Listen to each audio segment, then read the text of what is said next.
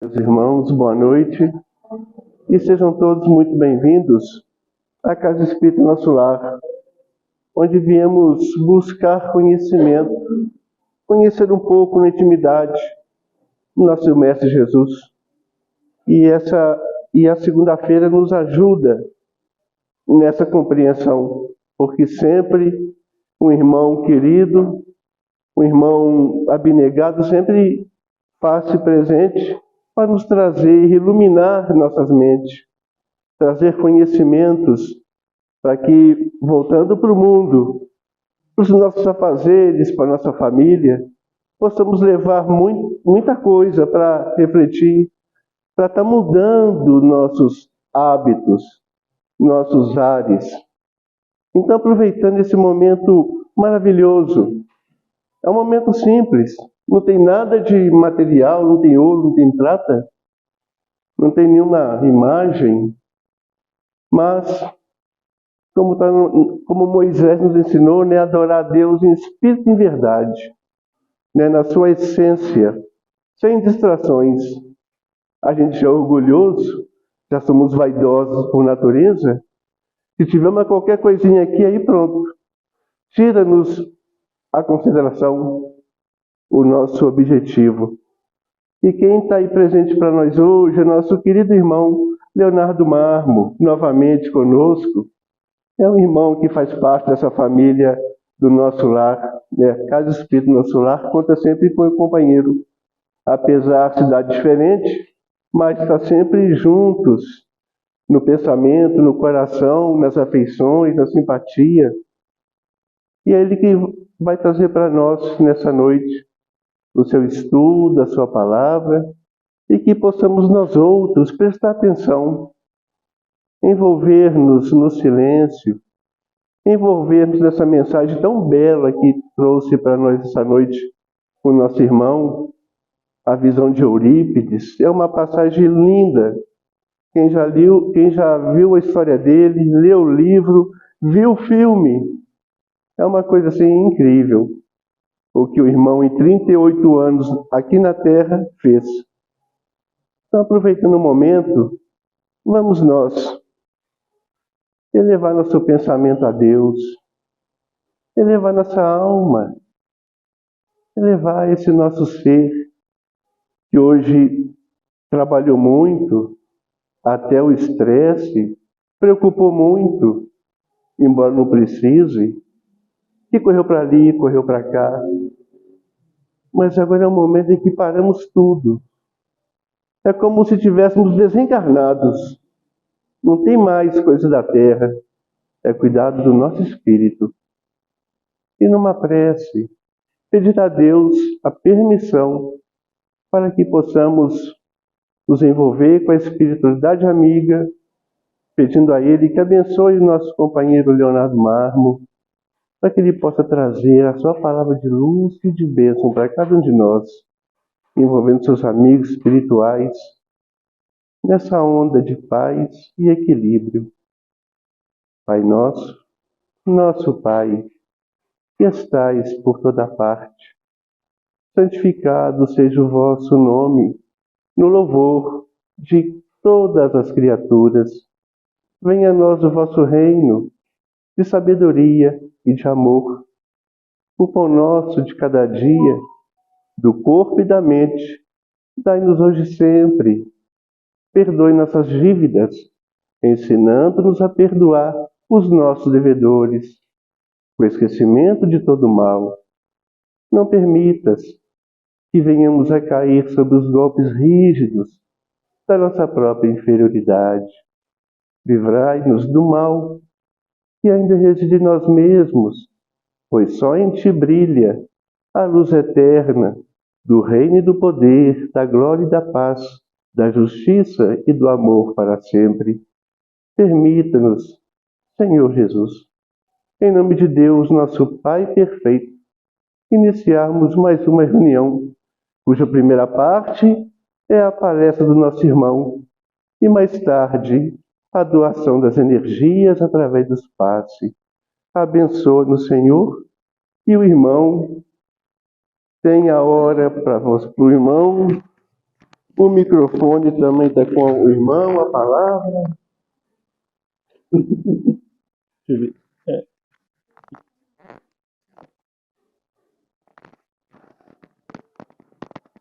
Opa!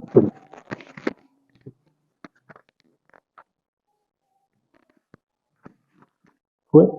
Sim. Obrigado, irmão. Obrigado.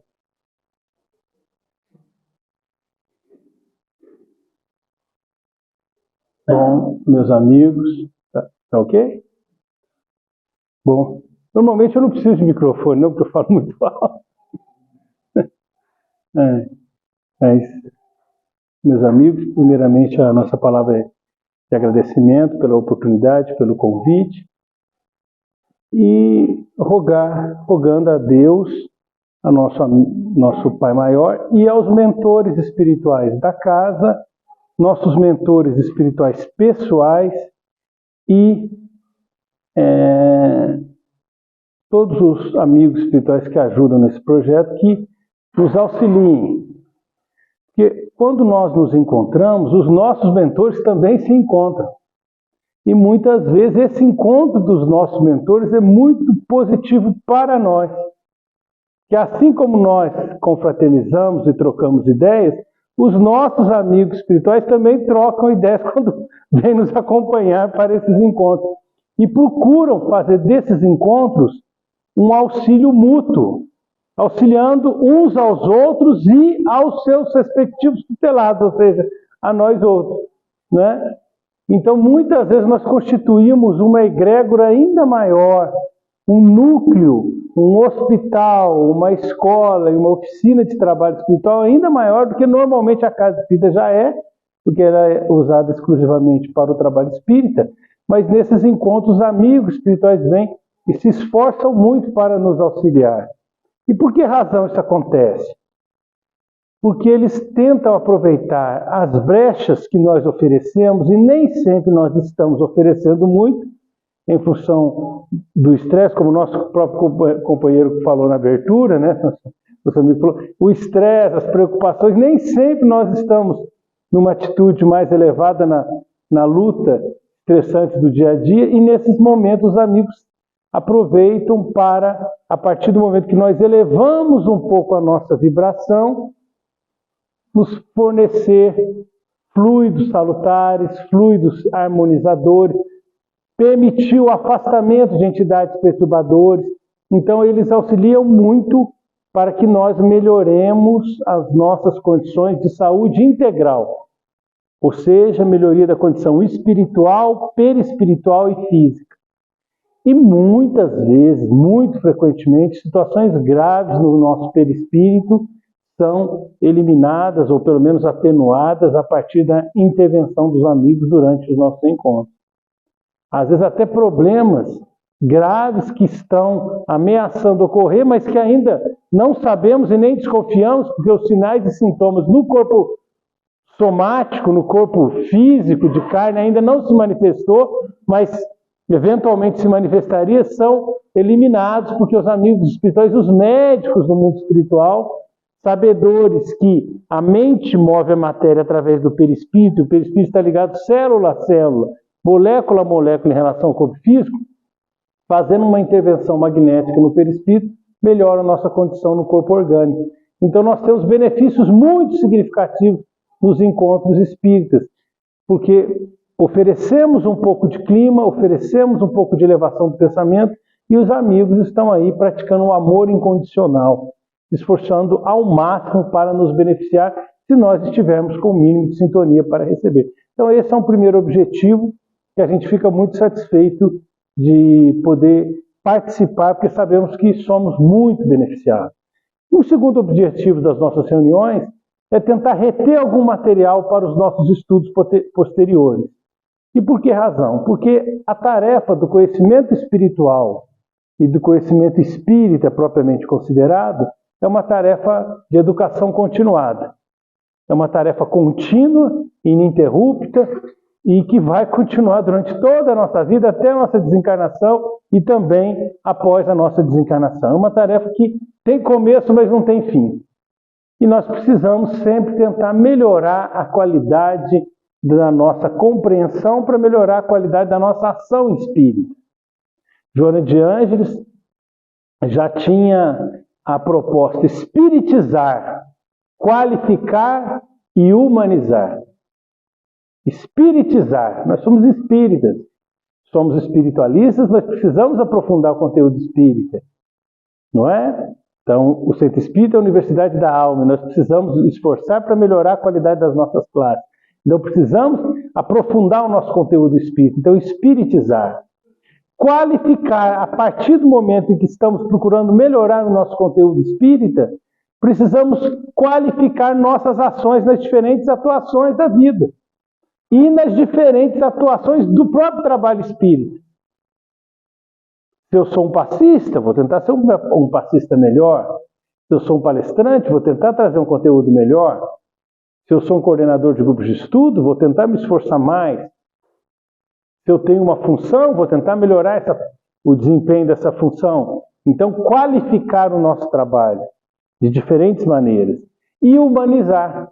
Ou seja, fazer realmente da nossa casa espírita uma família espiritual. Ter um contato de irmãos.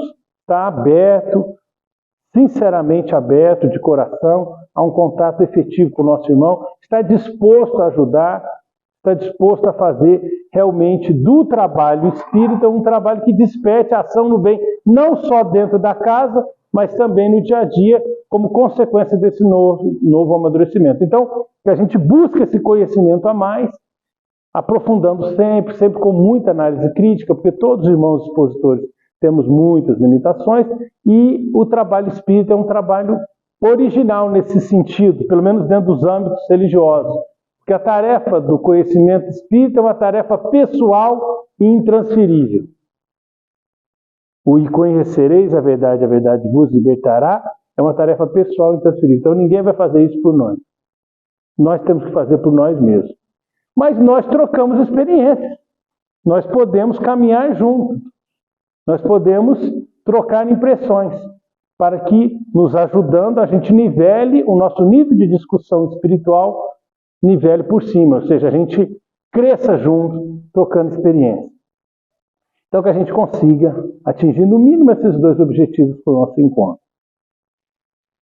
Nós costumamos dizer na doutrina espírita, André Luiz enfatiza isso e Kardec também, variando um pouquinho a maneira como isso é colocado, as palavras, mas é muito enfatizado no pensamento espírita que nós somos herdeiros de nós mesmos. Essa é uma informação muito importante. Por quê? Porque historicamente, seja pelo materialismo, seja pelas tradições religiosas, nós temos uma relação meio estranha com o destino e com as nossas dificuldades. Então, se eu sou materialista, eu culpo a sorte, ou a falta de sorte, eu culpo o acaso, eu culpo a genética, eu culpo meus pais, né? Culpo os pais principalmente, né? A gente está sempre culpando os pais por todas as nossas limitações, as nossas culpas. Eu culpo a minha mãe, eu culpo meu pai. Eu culpo os outros, né? A gente nunca se responsabiliza, mas a gente culpa os outros. E na área religiosa, muitas vezes a gente culpa Deus, culpa uma maldição, culpa um trabalho que foi feito, culpa um olho gordo que colocaram em mim, uma maldição desde Adão e Eva, né?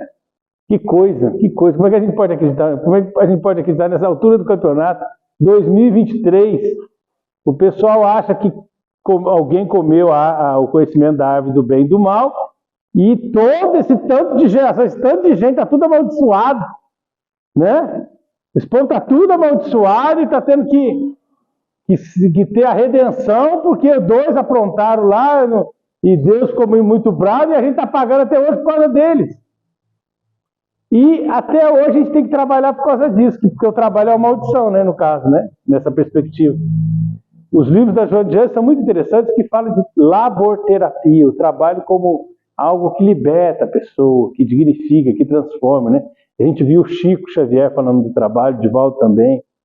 né? E não, se você pega o Gênesis, o trabalho é uma condenação. A gente estava lá na preguiça, no paraíso, né? E de repente alguém aprontou e todas as gerações sucessivas foram condenadas ao trabalho, e é uma condenação terrível, né? A gente tem que trabalhar, é horroroso. Então, quer dizer, isso já cria essa mentalidade que não é verdadeira, né? Que não é verdadeira. Então, nós, no pensamento espírita, não temos nada disso. Ou seja, a gente começa a culpar menos Deus, culpar menos minha mãe, culpar menos o meu pai, menos a minha família, menos a minha condição socioeconômica, menos a sociedade, que tem isso também, né? Eu culpo a sociedade por eu não ser uma pessoa de bem. Eu culpo a sociedade que fez isso comigo, né? Eu matei 10, mas a culpa é da sociedade, não foi minha. Então a gente culpa todo mundo para fugir da própria responsabilidade. A doutrina espírita não. A doutrina espírita nos ensina responsabilidade. E esse ensinamento é fundamental para a gente sair da infância espiritual e atingir a maturidade espiritual. Somos herdeiros de nós mesmos. Somos herdeiros de nós mesmos. É claro que, eventualmente, em algumas circunstâncias, nós podemos responsabilizar A ou B por determinada situação específica. E podemos nos responsabilizar também. Mas no cômputo geral, eu sou responsável por aquilo que eu fiz de mim mesmo. Porque mesmo quando alguém me prejudica, a ação do outro pode ter sido negativa. Mas a minha reação, como eu vou lidar com isso, depende de mim. E à luz do pensamento espírita, nós começamos a entender que Deus dá experiências iluminativas. E muitas vezes as experiências dolorosas, incluindo aquelas que envolvem o erro dos outros em relação a nós, também podem ser, sim, experiências iluminativas, se nós pudermos aproveitar de uma forma inteligente aquela vivência, mesmo que tenha sido uma vivência sofrida, mesmo que tenha sido uma vivência negativa. Quantas vezes, quando a gente passa por uma situação sofrida na vida, muitas vezes até causada por outras pessoas, a gente fala assim, olha, eu sofri muito, mas eu passei, hoje estou mais experiente. Se tivesse que enfrentar novamente, não causaria o mesmo impacto que causou. Mas eu precisava passar. Ou pelo menos foi útil com que eu passasse, porque hoje eu estou mais amadurecido, me sinto mais evoluído, mais experiente. Me sinto um espírito mais tarimbado para essa vida, para a pós-vida e para as futuras encarnações. Então, a doutrina espírita mostra que nós somos herdeiros de nós mesmos. Porque apesar do auxílio espiritual dos mentores e das oportunidades, somos nós que vamos, pelo nosso livre-arbítrio, pelas nossas experiências, pela nossa força de vontade ou falta dela, pelos nossos esforços, vamos fixando o conteúdo que nós vamos assimilando lento e gradualmente. Nós precisamos vivenciar essa experiência. A reencarnação é isso, precisamos da experiência. Somos espíritos que precisamos evoluir. Só que nós não conseguimos aprender só na pregação, na doutrinação, na informação. Nós precisamos viver a vida. E ao viver a vida, por nós mesmos, nós vamos amadurecer. E na tentativa e erro, nós vamos percebendo que algumas escolhas sempre trazem algum tipo de consequência que causa infelicidade. E algumas escolhas sempre trazem consequências que trazem bem-estar. E amadurecendo, como nós vamos procurando o conhecimento libertador, que amadurece o indivíduo que quer ser feliz, nós vamos tentando acertar mais. Porque a mudança de comportamento também é relacionada ao amadurecimento daquele que procura ser feliz. O Divaldo diz que quando chega uma pessoa novata na casa espírita e fala assim, eu não consigo largar de fumar, eu não consigo largar de tal hábito, por exemplo. Aí ele diz assim, que ele tem a maior boa vontade de explicar, de conversar, de sensibilizar e tal. Mas quando é uma pessoa muito antiga na casa, ele fica meio assim, sem o que fazer lá, ele diz, ele fica meio sem o que fazer. Ele falou, mas desculpa, eu não posso concordar. Ele falou, não, mas eu não tenho forças, Divaldo. Aí o Divaldo diz assim, não, mas isso foge à estrutura do pensamento espírita. Porque é uma questão de fórum íntimo do indivíduo que amadureceu e busca ser feliz. Então não tem como nem Jesus, nem Deus, nem os mentores modificarem a nossa força de vontade em relação a algumas dificuldades, algumas limitações. É igual aquela história. Por que Deus permite que haja fome e desastre no mundo? É porque Deus poderia, em princípio, a inteligência suprema, o todo-poderoso, acabar com todas as misérias do mundo num piscar de olhos. Sim, ele poderia. Mas ele não pode ser bom no nosso lugar. Ele não pode fazer o trabalho que cabe a cada um de nós fazer. Daí Jesus, que não é Deus, mas vale como referência nesse contexto, dizer no Jardim das Oliveiras em relação aos apóstolos, não peço que os tire do mundo, mas que os livre do mal. Porque eles, os apóstolos, precisavam daquele teste difícil de conduzir a mensagem sem Jesus. Sem Jesus, para ter iniciativa, para ter liderança, para ter as lutas deles. E o mundo precisava deles mais ainda. Mas eles precisavam do desafio. Então nós precisamos amadurecer e fixar em nós o crescimento. Daí, com o conhecimento espírita, a gente começa a colocar menos a culpa de Deus em Deus, menos a culpa dos nossos pais. E a gente começa nem colocar a culpa em nós. Nós começamos a nos sentir responsáveis. E sair do conceito de culpa para o conceito de responsabilidade. Por quê? Porque se nós formos criados simples e ignorantes, é o que a doutrina espírita nos ensina, é natural que nós tenhamos algumas limitações do aprendizado. Então o erro faz parte. O erro faz parte do desenvolvimento espiritual, do amadurecimento espiritual, da aquisição intelectual na nossa busca evolutiva. Eu errei, aí a pessoa pega o chicote e começa a acertar suas próprias costas, ela se martiriza, ela quer se autoflagelar, ela quer ajoelhar no milho, igual no passado o pessoal fazia. Não, você errou, ok, mas você é filho de Deus, você vai melhorar. Somos espíritos de evolução. E muitas vezes o crescimento e o amadurecimento espiritual não advém somente das experiências bem-sucedidas espiritualmente, mas também das experiências de fracassos espirituais. Muitas vezes as derrotas espirituais, quando muito doídas, e principalmente quando muito refletidas, trazem até um crescimento espiritual, um amadurecimento maior do que até as vitórias. Então nós crescemos não só com as experiências vitoriosas, mas também com os fracassos, porque nós amadurecemos, nós ganhamos experiência, nós aprendemos. Por isso precisamos viver. E por isso que mesmo quando eu tenho derrotas, quedas morais, falhas terríveis, eu não devo me martirizar excessivamente. Porque sou um espírito de evolução, fui criado simples e ignorante, e às vezes eu estou desenvolvendo aptidões em áreas que eu tinha dificuldade. Uma vez o Chico Xavier estava voltando para casa, era domingo, ele estava sobrecarregado em Pedro no Templo, lá no início, nos primórdios, em Pedro Leopoldo. E ele conta que ele estava com muito serviço acumulado, e aí ele resolveu trabalhar o domingo todo. Então ele foi de manhã, levando aquela pilha de material para a Fazenda Modelo, e aí passou no bar, estava todo mundo ali no bilhar, jogando, e tal. Ele voltou para almoçar em casa, foi de tarde, e voltou de tarde, depois ainda foi de noite, domingo. E voltou tarde da noite. E durante todo esse período estava a turma lá no bilhar. E aí diz que o Chico, na hora que ele voltou pela última vez, falou, tá vendo? Eu cheio de serviço a esse povo aí, não tem nada para fazer. Aí diz que o Emmanuel falou assim, o Chico, não fale isso não, porque esse pessoal, o bilhar também é de Deus, o Emmanuel falou para o Chico. Porque esse pessoal aí, eles se reuniam para fazer coisas muito negativas das outras encarnações. E agora só deles estarem brincando, se divertindo de uma forma mais saudável, já é um grande avanço. Então nós estamos num processo evolutivo.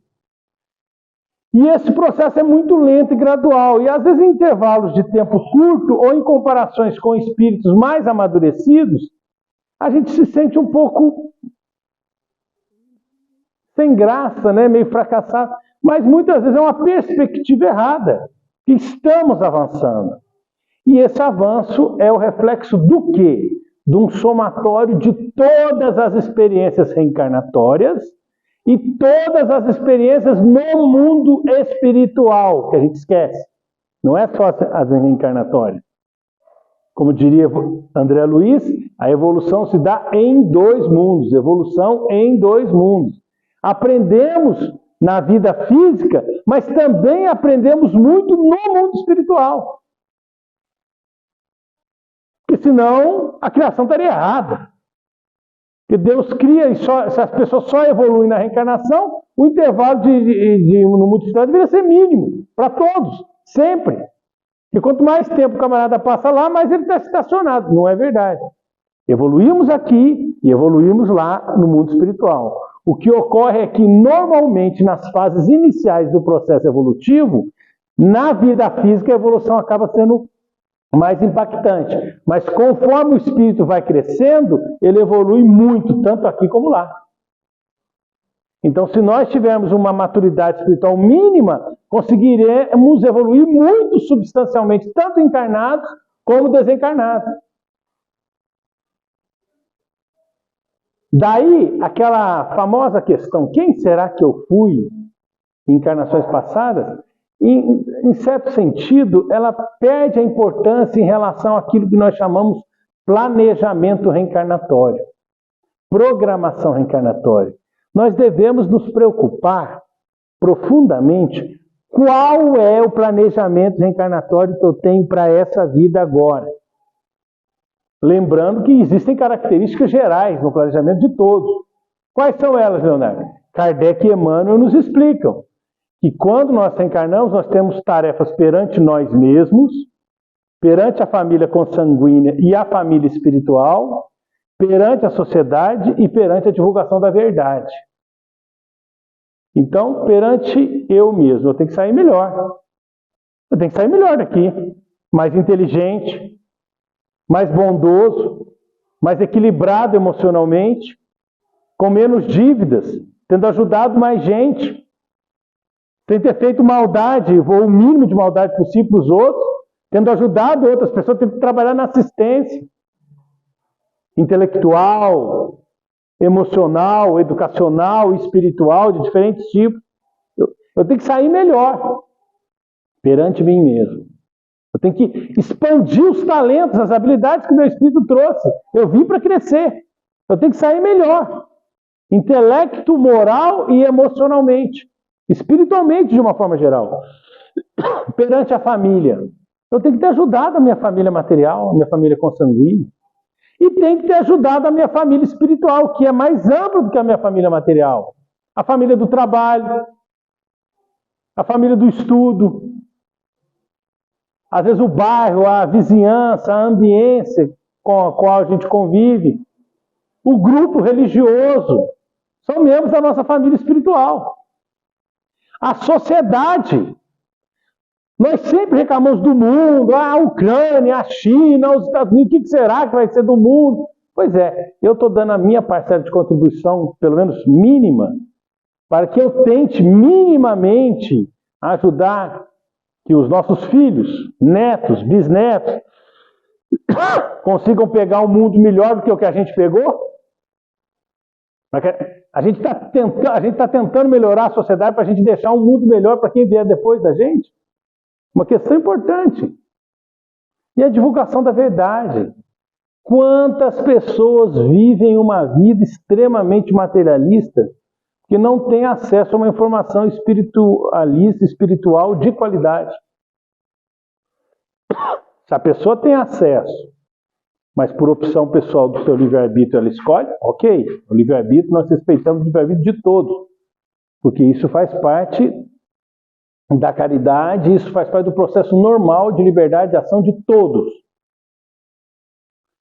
Mas é importante que a gente dê a nossa parcela de contribuição, primeiro no nosso autoconhecimento, segundo no conhecimento da verdade propriamente dita, e em terceiro, para que esse conhecimento que a gente tente adquirir, que seja colocado à disposição dos amigos também, numa troca. Então, se eu conseguir aprender algo, por que eu não posso ajudar os outros irmãos a adquirir essa informação que para mim é tão importante?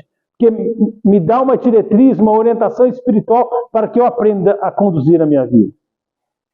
Então, temos os objetivos da reencarnação. Mas para atingirmos esses objetivos da reencarnação, precisamos ter em mente isso. Eu tenho que saber que eu evoluo na reencarnação e eu evoluo no mundo espiritual. E aí alguns estudiosos costumam dizer uma coisa muito curiosa.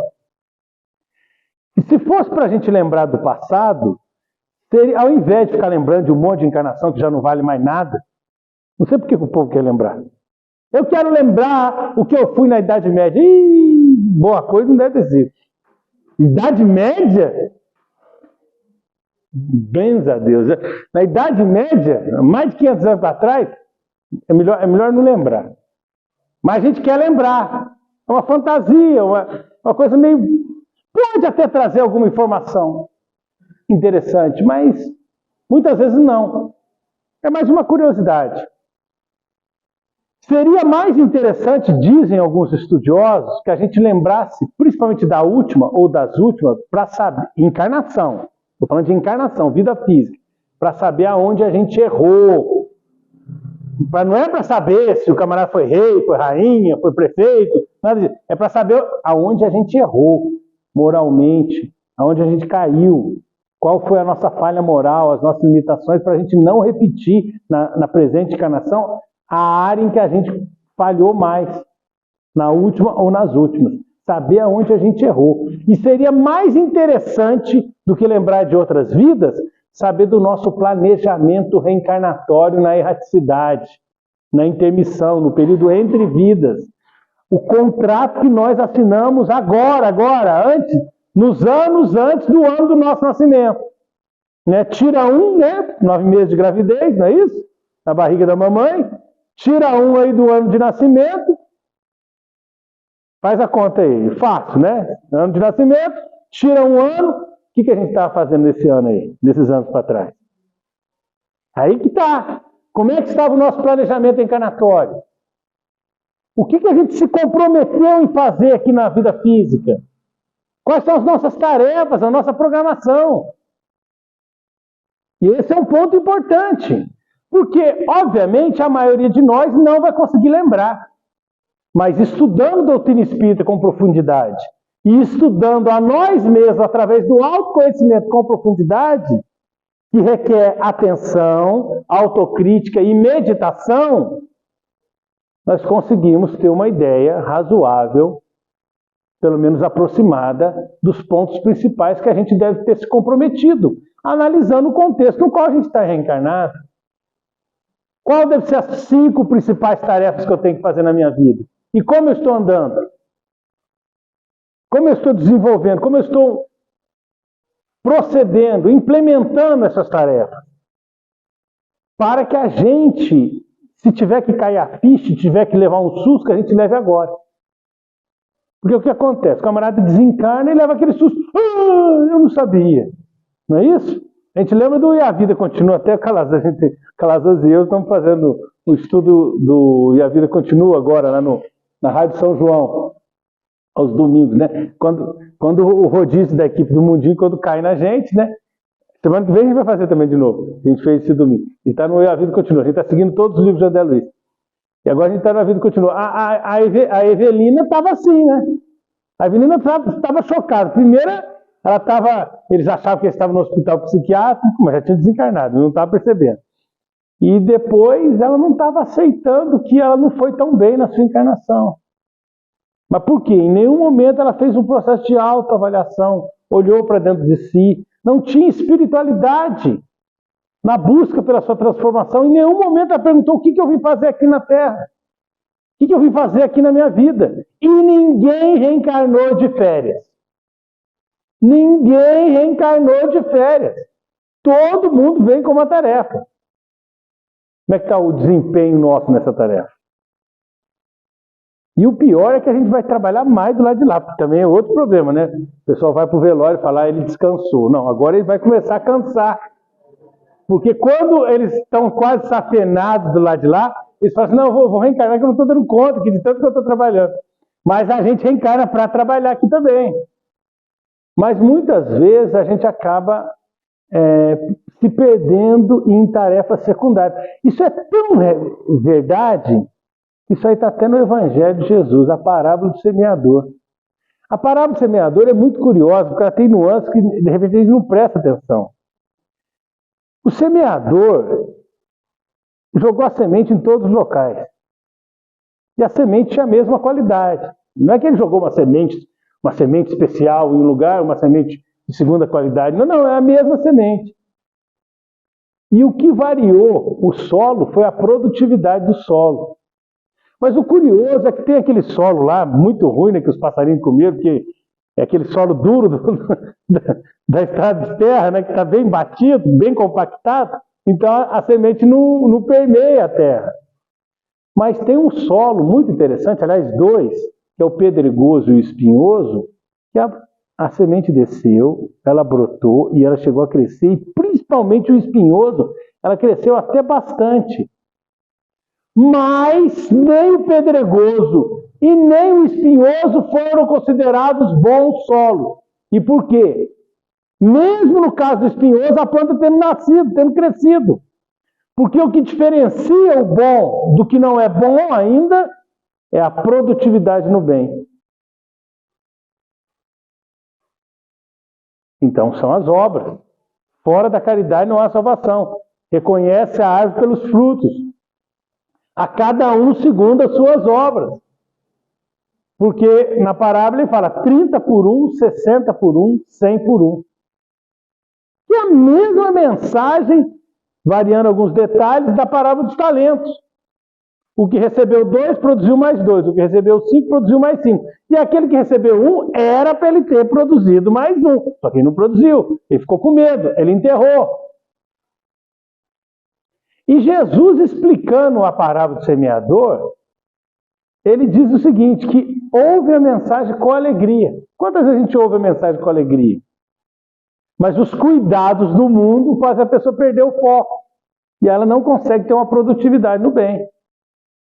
Então, esse é o grande desafio, o livre-arbítrio e a capacidade de nós administrarmos nossas tarefas, contemplando as nossas obrigações materiais, nossas obrigações espirituais e sermos produtivos do bem em relação às nossas tarefas reencarnatórias.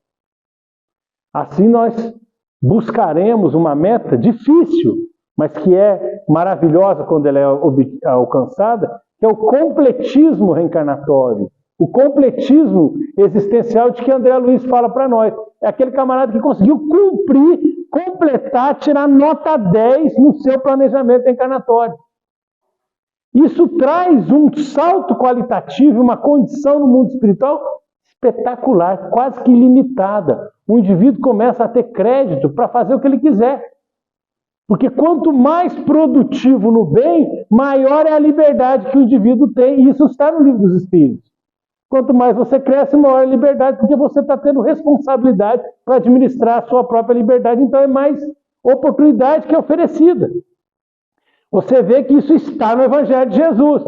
Porque na hora que, na parábola dos talentos, um camarada recebeu 5 e produziu 5, e o outro recebeu 2 e produziu 2, ele falou, vocês foram fiéis no pouco, venham e aproveitam do muito.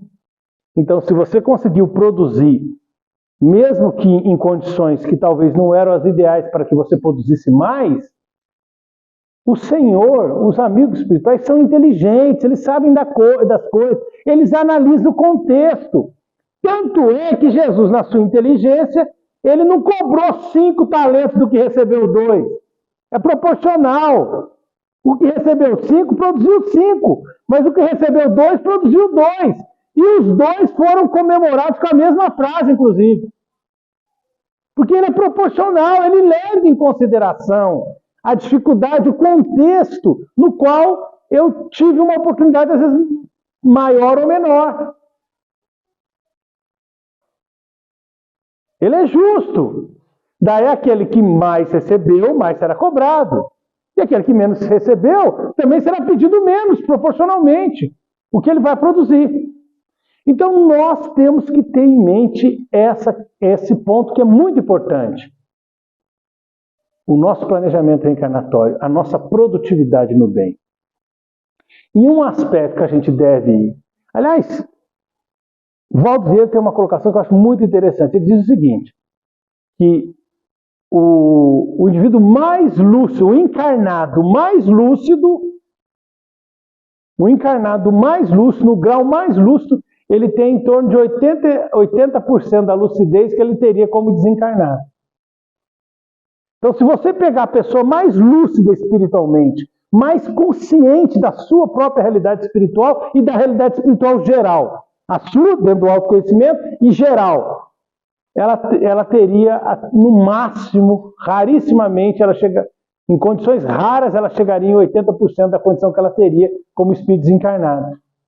É por isso que a gente diz que a matéria é uma ilusão, que a matéria obstrui a percepção, que aqui a gente aprende no varejo e do lado de lá a gente aprende no atacado. E é por isso que Jesus, nosso mestre maior, disse no Jardim das Oliveiras, quando ele pediu por 3 vezes para Pedro, Tiago e João não vigiarem com ele. E os 3 deram um cochilo, né? Cochilaram. E aí ele disse, Simão, nem por 1 hora pudestes velar comigo. A gente poderia dizer assim, 1 hora pode, no sentido simbólico, também ser uma pequena reencarnação, né? Uma vida física curta, 1 hora. Olhai, continua Jesus, vigiai e orai, porque não sabeis quando é chegado o tempo, porque o espírito está pronto, mas a carne é fraca. Engraçado que o pessoal usa a carne fraca como justificativa, né? Jesus falou como alerta. O pessoal vai para o carnaval, sexta-feira, não, a carne é fraca, vamos lá. Então, não, peraí, ele está falando como alerta, presta atenção. Não é como justificativa, é como ele está falando para você entender que a matéria obstrui, não é que o corpo é fraco, não tem nada a ver. Não é que o corpo induz a pessoa a fazer besteira, não é isso. É que a matéria diminui a percepção da realidade espiritual e das prioridades do espírito. Então ele acaba perdendo o foco daquilo que no fundo ele já sabia, mas que não toca a sua sensibilidade de uma forma mais contundente no primeiro momento, ou ele não percebe. Mas sério mesmo, Leonardo, que é assim que acontece? Vamos pegar alguns exemplos, então. Saulo de Tarso. Vocês acham que Saulo de Tarso era um espírito que, por acaso, o acaso não existe. O acaso é o pseudônimo de Deus quando não quer assinar suas obras.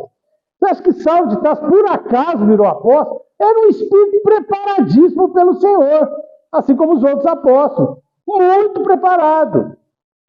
E isso é o que assusta a gente. Porque ele muito preparado, olha só que coisa, ele demonstrava uma profunda inteligência desde a primeira infância, uma capacidade intelectual aguda, uma perspicácia intelectual profunda, um profundo interesse religioso, um profundo interesse em questões religiosas, uma cultura geral, um interesse amplo desde a primeira infância, e isso não foi suficiente para que ele notasse a superioridade do conteúdo do Evangelho de Jesus. Com mais de 30 anos, 30 e tantos anos, Jesus teve que dar uma pancada na cabeça dele. Teve que usar de brutalidade com ele, foi um efeito físico mesmo. Ele caiu do cavalo, literalmente. Jesus veio, demonstrou em toda a sua luminosidade, a ponto do camarada ficar cego 3 dias, ainda cai do cavalo. O camarada ficou arrebentado para a ficha cair. Aí você fala, mas ele não teve a oportunidade. Teve, ele teve. Ele teve a oportunidade porque ele conversou, ele teve no Paulo Estevão, a gente vê o debate dele com Estevão. Também é mencionado nos Atos dos Apóstolos. Ele conversou com Gamaliel. Ele teve contato com os apóstolos antes. E ele não enxergou. Eu lembro do André Luiz. O André Luiz, em determinado momento, ele encontra um camarada que ele ajudou o pai a cobrar uma dívida que ele não devia ter se envolvido. O camarada estava na pior e o pai exigiu que ele pagasse. o Silveira, que é um samaritano que ele encontra no livro Nosso Lar. E ele achou que a mãe era muito sentimental, que a mãe era muito sentimentalóide. A mãe falou, não faça isso para o marido. E ele apoiou o pai, pelo menos segundo a narrativa. E aí o que acontece? Ele encontra o Silveira lá no Nosso Lar, mas aquilo ali foi pior do que uma facada, porque ele ficou numa vergonha do Silveira. E aí ele, num constrangimento terrível, aí ele chega para o companheiro e fala assim, mas você pediu desculpa? Ele falou, não, eu não pedi. Eu disse, vai lá, aproveita a oportunidade. E aí ele vai lá e conversa com ele, fala assim, eu estava cego, me desculpe, eu estava cego. E quantas vezes a gente está cego, mas cego mesmo. E é por isso que o estudo é interessante, porque quando a gente troca experiência, a gente tenta se lembrar de algumas coisas que no fundo a gente sabe, mas se a gente não reativar a memória, as obrigações e as preocupações imediatas, aquilo que a gente brinca, assim, temos que apagar incêndio hoje, né? Tem que pagar uma conta, tem que resolver um problema no serviço. Os problemas que ocorrem no imediatismo dificultam a gente construir uma coisa mais sustentável, significativa do ponto de vista espiritual a médio e longo prazo. Então a gente se perde. Então o caso de Saulo é um caso muito emblemático. Porque ele era um menino que mostrou desde a primeira infância toda a sua capacidade, mas isso não foi suficiente para ele perceber a superioridade da mensagem de Jesus. E na hora que a ficha caiu, ele se torna aquela máquina. E aí a gente pergunta, será que a gente não está nesse processo também de obnubilação mental? Porque no livro Os Mensageiros, o segundo da série de André Luiz, está cheio lá de narrações, vários capítulos, de médios e doutrinadores fracassados, isso em meados da década de 40. Já existia. Pessoal que certamente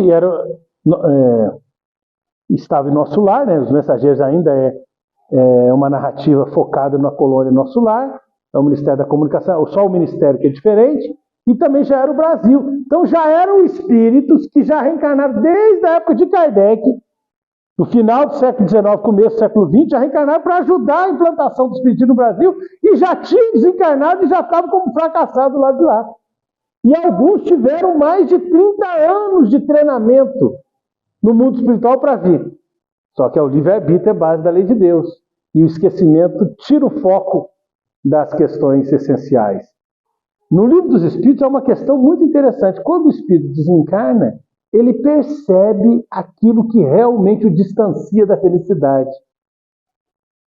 Então, por exemplo, quando a gente está encarnado, a gente fala, na próxima encarnação eu gostaria de ter tais e tais e tais vantagens, que eu não tive nessa. Só que às vezes a gente vai desencarnar e a gente vai ver que a gente vai pedir coisas completamente diferentes. Porque do lado de lá a gente vai perceber realmente os gargalos, os pontos mais decisivos para a necessidade do nosso crescimento espiritual. Aquilo que mais está fazendo falta, que mais está limitando o nosso processo de desenvolvimento. Então é muito interessante essa questão das ideias inatas. A partir da questão 218 de O Livro dos Espíritos, Allan Kardec interroga se a ideia de ideias inatas é verdadeira. E os Espíritos responderam que sim. Não é uma quimera, que é a palavra que Kardec usa. Não é, é verdadeiro. Porque se não houvesse ideias inatas, toda a reencarnação seria o começo do zero. Então a gente traz a bagagem. Só que o esquecimento é uma cirurgia espiritual complexa. Em princípio traz muitas vantagens para a nossa renovação, mas também traz desafios. E não é por outra razão que a dona Laura, grande amiga, quase que uma segunda mãe de André Luiz em Nosso Lar, quando ela veio para a reencarnação no final do Nosso Lar, ela tremia mais do que vara verde. Ela estava morrendo de medo de reencarnar.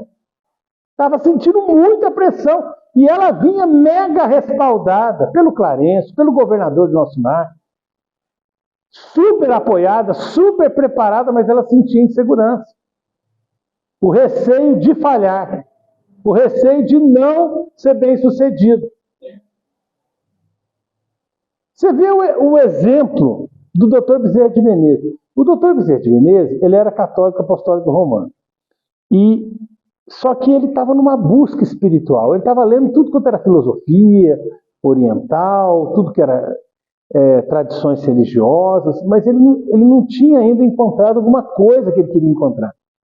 Ele já estava com 44 anos. Ele não era menino mais. Ele já estava com 44, 1875. Allan Kardec já tinha desencarnado há 6 anos. Até que um companheiro amigo dele chegou para ele, Joaquim Carlos Travassos, tinha feito a primeira tradução para o português, do francês para o português, do Livro dos Espíritos. E chegou o doutor Bezerra, vou dar esse presente para o senhor. E aí o doutor Bezerra de Menezes falou assim, olha, se é para o inferno, eu já tenho vários motivos, porque eu já li de tudo. Se ler alguma coisa e levar para o inferno, eu já estou no inferno, porque eu já li de tudo, então não vai ser esse a mais que vai me levar para o inferno, eu vou me tirar dele. E aí ele abriu o embrulho, era o Livro dos Espíritos, e ele começou a ler e falou assim, eu nunca tinha lido aquilo. Mas nada daquilo era novidade para mim, porque eu já sabia, só não sabia que existia as ideias inatas. Por outro lado, ele gastou 44 anos. Agora, por outro lado, nós estamos falando de século XIX, 1875 foi esse episódio. Quer dizer, hoje em dia, com a internet, com o acesso, com o Google, com tudo, né? Quer dizer, a gente vai alegar que a gente não teve acesso à informação? A coisa é um pouco mais complicada. Hoje em dia a informação, a era da comunicação, é muito mais acessível, muito mais disponível para nós. Então perceba como as ideias inatas mostram o preparo dos espíritos, como o Livro dos Espíritos fala, como o Evangelho segundo o Espiritismo fala, mas por outro lado, o fato de ter ideias inatas não quer dizer que a pessoa vai acertar. É o solo espinhoso e o solo pedregoso. Você ouve com alegria, você tem aquele despertamento, mas isso não garante que você vai perseverar na tarefa. Daí Chico Xavier dizer, começar é fácil, perseverar é difícil, concluir é para poucos. Você vê Eurípides Barçanufo, a história de Eurípides. Eurípides nasceu em 1880. 1880.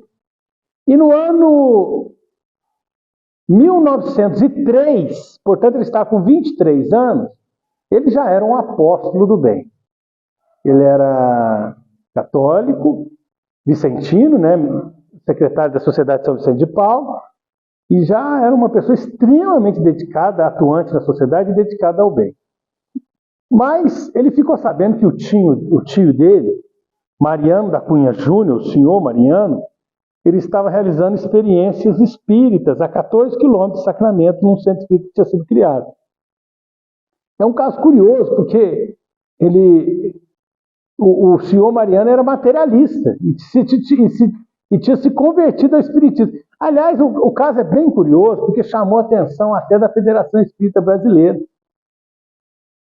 Porque o Eurípides Barçanufo, o Marco falou assim, o dia que eu encontrar com meu tio, eu vou dar uma prensa nele, porque ele gostava muito do tio, e o tio gostava muito dele. Ele falou, tio, o senhor era materialista, agora o senhor está mexendo com coisa de espiritismo? Aí o tio, um dia que ele ficou no quarto, na casa do Eurípides, aí o tio falou, meu filho, eu não tenho condições de debater com você, mas eu conheço quem tem. Aí mostrou o livro. O livro era o livro de Leon Denis, Depois da Morte, que foi um livro que tinha sido solicitado por Henri Sossi, grande espírita daquele tempo, biógrafo de Allan Kardec. O Henri Sossi era presidente do Congresso Espírita, e ele pediu para Leon Denis, você não poderia escrever um livro que seja um resumo do Espiritismo? E o Leon Denis aceitou o desafio e escreveu em um ano o Congresso. Em dezembro do outro ano, em 11 meses, ele entregou o livro foi publicado. E aí, até compartilhei esse tempo atrás no Facebook, uma postagem da Federação Espírita Brasileira que eu achei muito interessante, porque a Federação pediu, naquele tempo, ela pediu para o Leon Denis a autorização para ela traduzir ao português os 2 primeiros livros de Leon Denis, O Porquê da Vida e Depois da Morte. E o Leon Denis, em francês, manda uma carta para a FEB, autorizando a FEB a traduzir ao português e fazer o uso que bem entender, inclusive com os direitos, cedendo os direitos autorais e tudo mais, para que a FEB... E aí a FEB traduziu ao português e estava lançando, Depois da Morte em português, Leon Denis, e O Porquê da Vida. Aí, por que a FEB foi parar lá em Sacramento, lá no Triângulo Mineiro? É porque o Dr. Vicente Menezes tinha desencarnado em abril de 1900. E o doutor Bezerra foi um grande presidente da FEB, muito querido, muito amado. E aí, chegou lá na Avenida Passo, número triplo, logicamente naquele tempo não existia Brasília, né? Existia a sede da FEB em Brasília, porque não existia Brasília. Então, a sede da FEB era a Avenida Passo, no Rio, que era a capital federal. E chegou lá no Rio, na sede da federação, a notícia de que Bezerra de Menezes estava se manifestando lá em Sacramento. Então, a federação mandou uma equipe para averiguar se era Bezerra mesmo. Porque dizem que manifestava João Evangelista, São Vicente de Paulo, que inclusive era mentor de Eurípides Barçanufo, né? E foi essa equipe lá, e eles viram que era o Dr. Bezerra de Menezes mesmo. Aliás, o Dr. Bezerra está em todas, desde então, né? É o que eu estava falando do lado de lá que a gente vai cansar, né? O Dr. Bezerra de Menezes trabalhava muito em encontro encarnado, e eu acho que ele trabalha mais desencarnado. Porque ele trabalhou com o Eurípides, trabalhou com a Ivone Pereira, trabalhou com o Chico Xavier, trabalha com o Divaldo Pereira Franco, e vira e mexe, você tem notícia de médios e centros em que ele atua. É impressionante a onipresença do Dr. Bezerra de Menezes no trabalho do movimento espírita brasileiro. E mesmo de instituições espiritualistas não espíritas. Até outras instituições o Dr. Bezerra de Menezes aparece para ajudar. É impressionante. E eles foram lá averiguar. Por isso eles levaram algumas lembrancinhas, alguns souvenirs, levaram depois da morte, traduzido ao português. E aí o senhor Mariano estava com um. E aí ele falou, meu filho, eu não consigo debater com você, porque você é um homem, você é um jovem intelectual, muito inteligente, eu não tenho estudo para debater com você, mas eu sei quem tem. Dá uma olhada, discute com ele aí, discute com o Leon Denis. E na hora que Eurípides abriu o livro, já ficou impressionado, olhou a folha de rosto, o índice, já ficou interessado com os tópicos. E começou a ler, e virou a noite lendo. Quando chegou no outro dia, o tio dormiu, né? E ele não dormiu nada. E no outro dia falou, tio, mas aquele livro, o que é aquilo? Ele falou assim, meu filho, eu tinha emprestado. Agora eu estou dando ele de presente para você. Aí o Eurípides foi ler de novo, agora mais calmo, com mais atenção, e leu por uma segunda vez, agora com mais cuidado o livro. Na hora que ele terminou, ele já se sentia espírita, já era espírita. Sem ter lido o livro dos espíritos, só com o Leon Denis, sem ler Kardec. Ele não tinha conhecido Kardec, conheceu o Leon Denis, e já era espírita.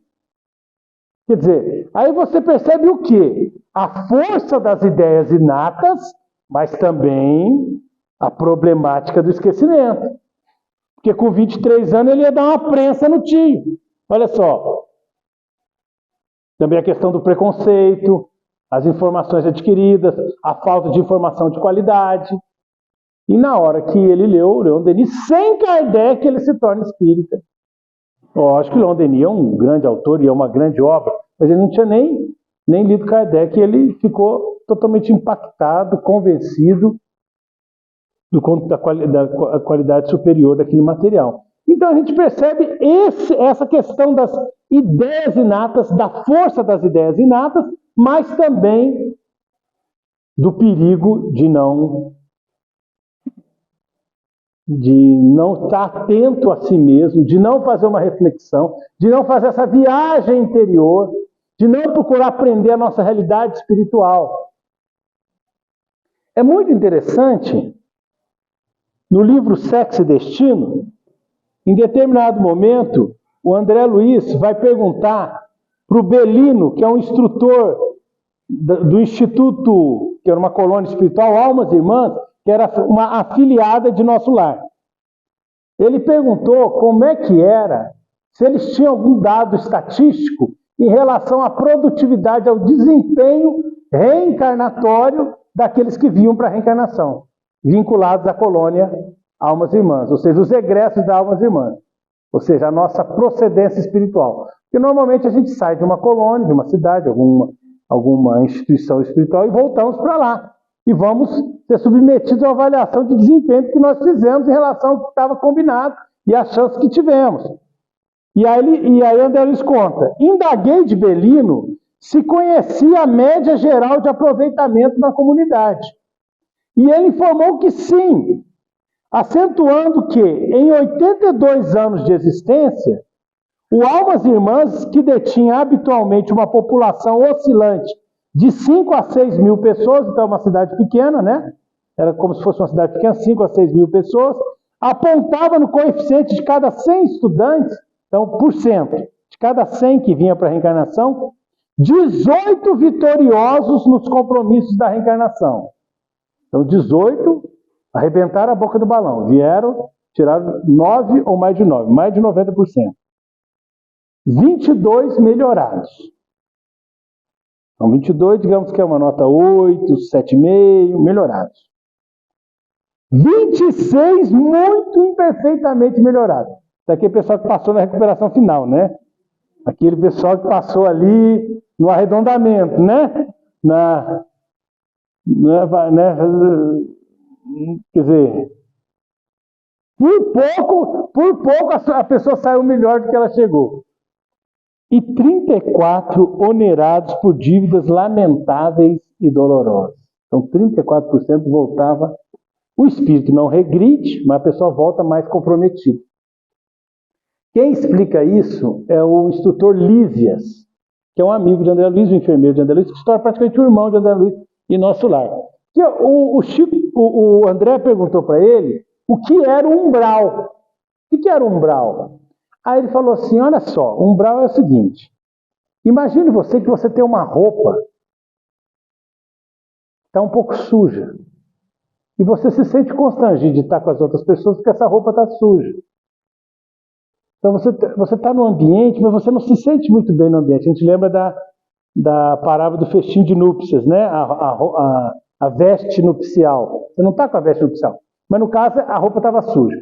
Você está com a roupa meio suja. Você se sente um pouco constrangido de estar com as pessoas. Aí você reencarna para quê? Para lavar a roupa no tanque da vida.